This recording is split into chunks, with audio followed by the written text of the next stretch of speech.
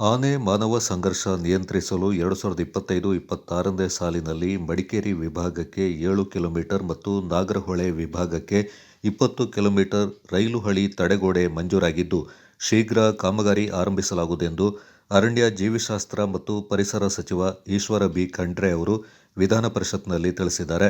ಶೂನ್ಯ ವೇಳೆಯಲ್ಲಿ ಸುಜಾ ಕುಶಾಲಪ್ಪ ಅವರ ಪ್ರಸ್ತಾಪಕ್ಕೆ ಪ್ರತಿಕ್ರಿಯಿಸಿದ ಸಚಿವರು, ಫೆಬ್ರವರಿ 28ರಂದು ಕಾಡಿನಂಚಿನ ನಿವಾಸಿ 17 ವರ್ಷದ ಬಾಲಕಿ ಆನೆ ದಾಳಿಯಿಂದ ಮೃತಪಟ್ಟಿದ್ದರೆ, ಮಾರ್ಚ್ 9ರಂದು ಕಾಡಿನೊಳಗೆ ವಾಸ ಮಾಡ್ತಾ ಇದ್ದ 55 ವರ್ಷದ ಬುಡಕಟ್ಟು ಮಹಿಳೆ ಸಾವಿಗೀಡಾಗಿದ್ದಾರೆ.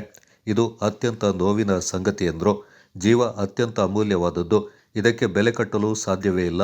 ಅರಣ್ಯ ಇಲಾಖೆ ಮಾನವ ವನ್ಯಜೀವಿ ಸಂಘರ್ಷ ತಡೆಯಲು ಎಲ್ಲ ಕ್ರಮಗಳನ್ನು ಕೈಗೊಳ್ತಾ ಇದೆ.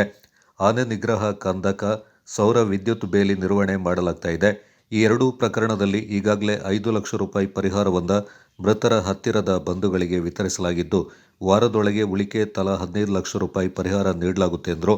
ಆನೆ ಮಾನವ ಸಂಘರ್ಷ ನಿಯಂತ್ರಿಸಲು ಶಾಶ್ವತ ಪರಿಹಾರ ಕ್ರಮಗಳ ಬಗ್ಗೆಯೂ ಸರ್ಕಾರ ಪ್ರಾಮಾಣಿಕವಾಗಿ ಪ್ರಯತ್ನ ಮಾಡ್ತಾ ಇದೆ ಎಂದು ಈಶ್ವರ ಖಂಡ್ರೆ ತಿಳಿಸಿದರು.